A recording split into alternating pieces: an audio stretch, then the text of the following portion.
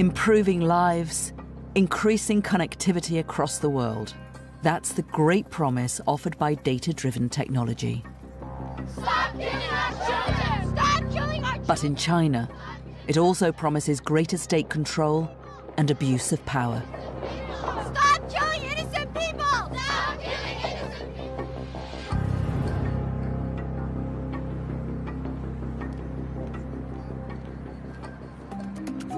This is the next groundbreaking development in data-driven technology: facial recognition.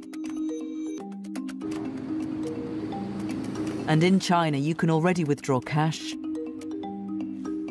check in at airports, and pay for goods using just your face.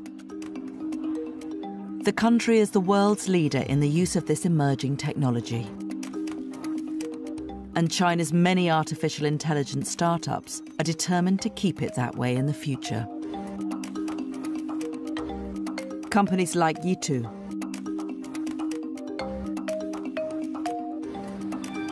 we are pioneering artificial intelligence research and innovation in the hope of creating a safer, faster, and healthier world. 第一次发现，参加展会可以不必排队。 Yitu is creating the building blocks for a smart city of the future, where facial recognition is part of everyday life. This could even extend to detecting what people are thinking. 人工智能 Facial recognition, they can read people's emotions, and we are actually now working on these innovative demonstrations and technology. U ovom dokumentu Rockefellerove fondacije, objavljenom 2010. godine, kaže se da će detektori biti postavljeni na javnim mjestima i da će imati mogućnost da prepoznaju ljude koji imaju antisocijalne namjere. Drugim riječima, možete biti spriječeni da obavite posao samo na osnovu vašeg lica, a možda možete biti i uhapšeni.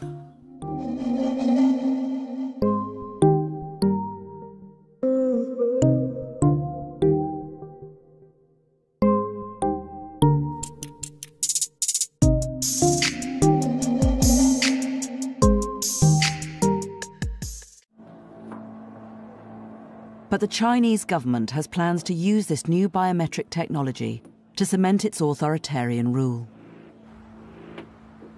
The country has ambitious plans to develop a vast national surveillance system based on facial recognition. It'll be used to monitor its 1.4 billion citizens in unprecedented ways, with the capability of tracking everything from their emotions to their sexuality. The primary means will be a vast network of CCTV cameras. 170 million are already in place, and an estimated 400 million new ones will be installed over the next 3 years. The authorities insist this program will allow them to improve security for citizens. And if you have nothing to hide, you have nothing to fear. But not everyone is convinced. 这个摄像头现在已经是到处等于是无处不在了。 Hong Shenquai is a former magazine editor who was ousted by the government. He feels like he's under constant surveillance.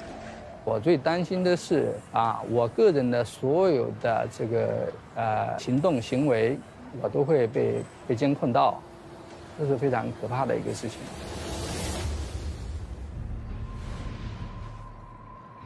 Already the authorities are using facial recognition to name and shame citizens, even for minor offences like jaywalking.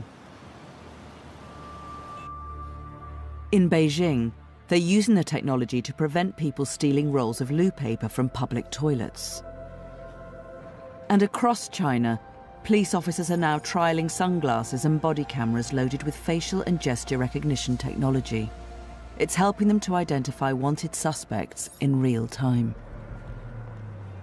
What worries some people here is that as the technology develops, so too does the capacity for it to be abused. 那么所有的人在这个生活当中都处在严密的监控之下你不能做任何政府不喜欢的事情如果是这样子的话，我个人认为就相当于进入一个极权主义的一个状态，这是一个很恐怖的状态。Some of those most at risk in this hyper-surveillance future are the ethnic minorities in China. In Xinjiang province, the Chinese government is wary of the separatist threat posed by the Muslim Uyghur population. According to local NGOs, an estimated 1 million Uyghurs are being detained indefinitely in secretive internment camps where some are being subject to abuse. It's been called the largest mass incarceration of a minority population in the world today. The authorities are using facial recognition cameras to scan people's faces before they enter markets. The system alerts authorities if targeted individuals stray 300 meters beyond their home. In the future, the government plans to aggregate even more data and build a predictive policing program that imposes even tighter controls here.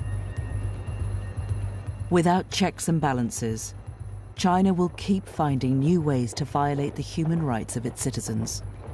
What's already happening in Xinjiang is a warning the rest of the world must heed.